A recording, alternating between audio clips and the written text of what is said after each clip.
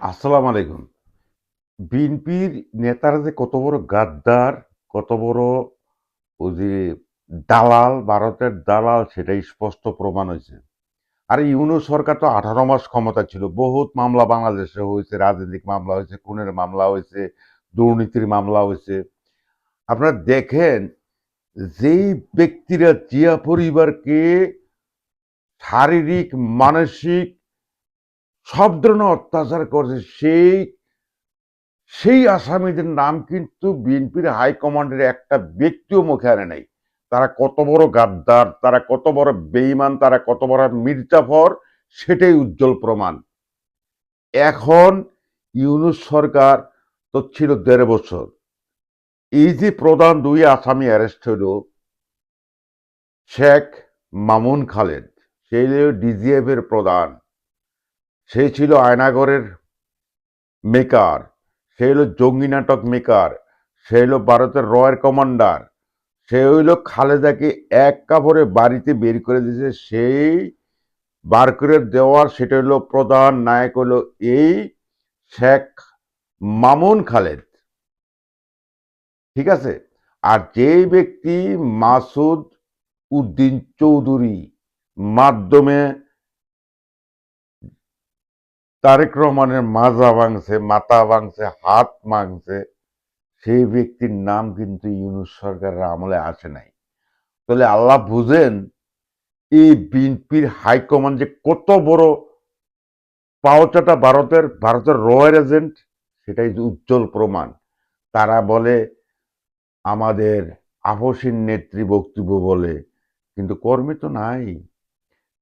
Total যে BNP high command Tarique Rahman যাদেরকে নিয়ে ক্যাবিনেট বানাইছে তারা হলো টাউট, বাটপার, চিটার, ব্যাংলোটার এবং ভারতের দালাল। সেখানে কি ভারতের যেখানে কুখ্যাত দুইজন আসামি এখন অ্যারেস্ট করা হইলো তারেক রহমান ক্ষমতা আসার পরে, কিন্তু বাংলার ১৮ কোটি মানুষ কেন জানে না তাদের নাম? সেটা আমার ১৮ কোটি মানুষের কাছে প্রশ্ন।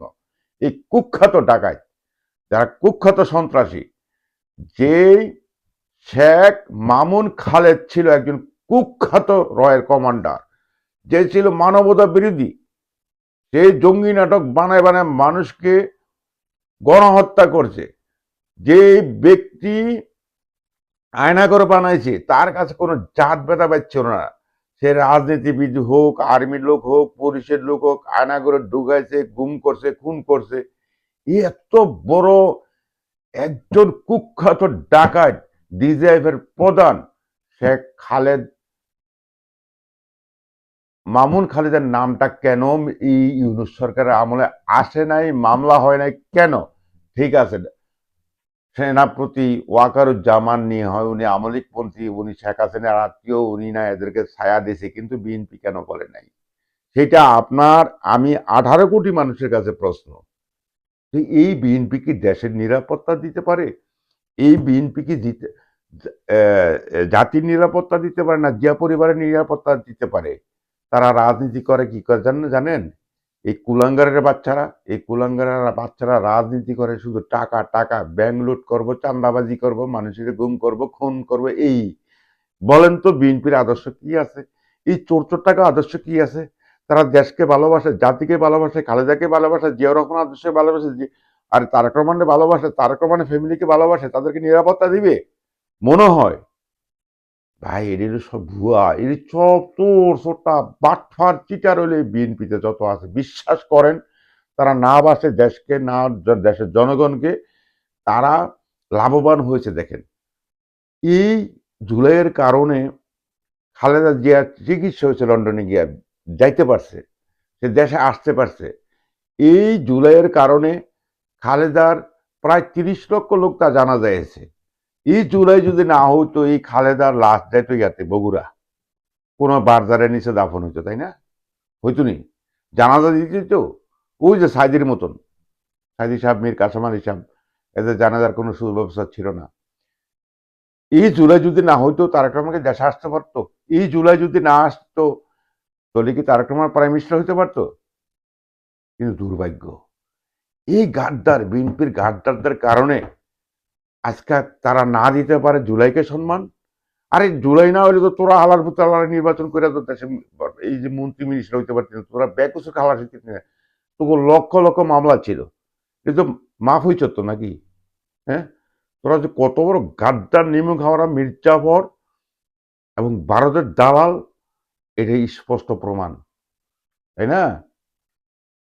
তোরা এক সময়, আমি মনে করি তারেক রহমানের জিয়া পরিবারটা পুরা ঝুঁকিতে আছে, কারণ এদের কোনো চরিত্র নাই। এই বিএনপির দ্বারা যেখানে খালেদা জিয়ার বাড়ির সামনে ট্রাক সরায় নাই, তারা আন্দোলন করে নাই, তারা ওই আমলি লীগের লোকে মিলা জিলা ব্যাংকিং লুটপাট করছে, বিদেশে সফর করছে, চিকিৎসা হয়েছে ফখরুল ইসলাম আলমগীর, সেটা তো আরেক পাটপার।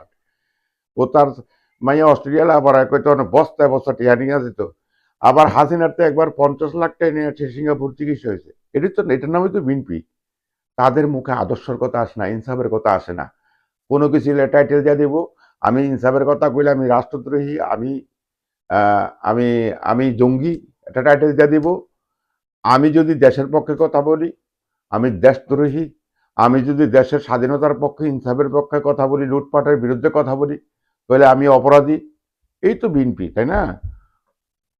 বেয়াদবের বাচ্চা, বেয়াদব।